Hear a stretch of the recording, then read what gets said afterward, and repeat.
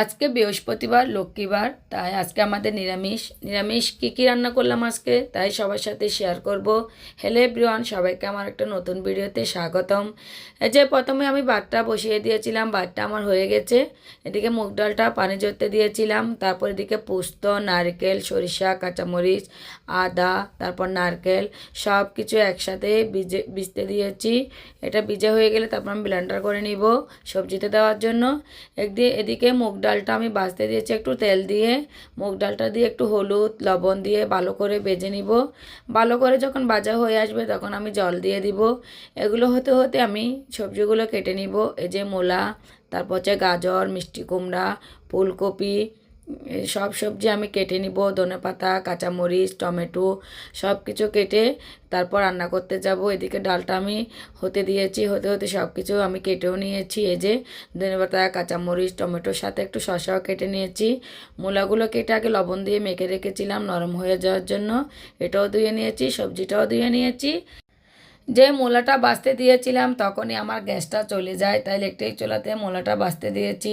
তারপর আমি এটা ভেজে পাঁচফোড়ন তেজপাতা দিয়ে ডালের মধ্যে সম্বাদ দিয়ে নিয়েছি।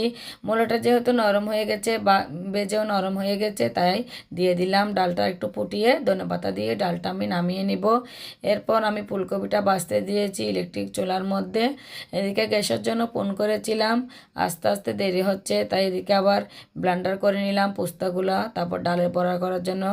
গ্যাসটা আসার পরে আমি সবজিগুলো চুলাতে নিয়ে যাই গ্যাসের, তারপর ইলেকট্রিক চুলাতে আমি বড়াটা ভাজতে দিয়েছি। বড়াগুলো একটু সবজিতে দিব।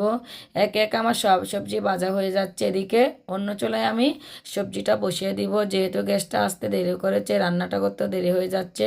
এদিকে আমি পাঁচফোড়ন তেজপাতা শুকনো মরিচ কাঁচামরিচ টমেটো দিয়ে বাটা মশলাটা দিয়ে নিয়েছি। যে পোস্ত, নারকেল, তারপর সরিষা, কাঁচামরিচ, আদা বেটে রেখেছিলাম এগুলো দিয়ে ভালো করে কষিয়ে নিয়ে তারপর সবজিগুলো ভাজা সবজিগুলো দিয়ে নিয়েছি।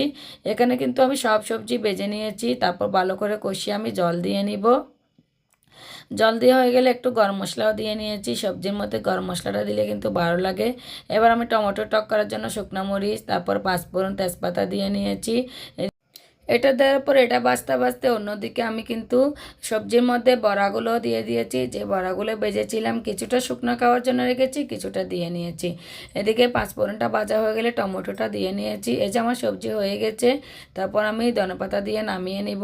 এদিকে টমেটোটা সেদ্ধ হওয়ার জন্য ভালো করে আমি নেড়ে চেড়ে দিচ্ছি। এই যে জল ছেড়ে দিয়েছে, তারপর আমি পরিমাণ মতো লবণ দিয়ে দিব।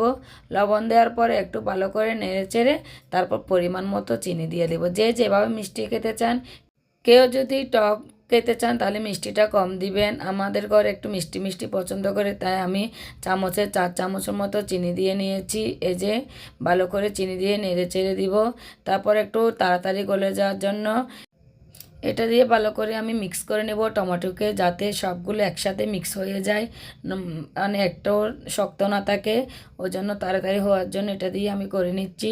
আপনারা চাইলে এটা আস্তে আস্তে ঢাকনা দিয়েও করতে পারেন। তারপর আমি হলুদ দিয়ে দিয়েছি সামান্য পরিমাণ, একটু করে জিরা গুঁড়ো দিয়ে দিব। এটা দিলে টমেটোর টকটা খেতে কিন্তু খুবই ভালো লাগে। এই যে এটা ভালো করে মিক্স করে নিব। তারপর দুই একটা আমসত্ত্ব দিব। আমসত্ত্ব দেওয়ার পরে দুই একটা কাজু বাদাম দিব ওখানে। এখানে আমি খেজুরও দিই। খেজুরটা ছিল না আমার, যে শুকনো খেজুর থাকে ওটাও দিই, ছিল না, তাই কাজুটা একটু বেশি করে দিয়ে দিলাম। এই যে তারপর একটু পাঁচফোড়ন গুঁড়া করে আমি উপর দিকে দিয়ে দিয়েছি। এই যে টমেটোর টকটা আমার প্রায় রেডি হয়ে গেছে।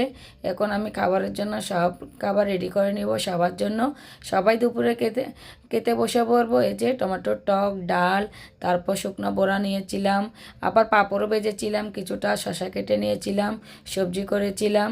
এই যে শসা, তারপর বড়া, তারপর হচ্ছে পাঁপড়, তারপর সবজি সবগুলো নিয়ে আমরা খেতে বসে যাচ্ছি।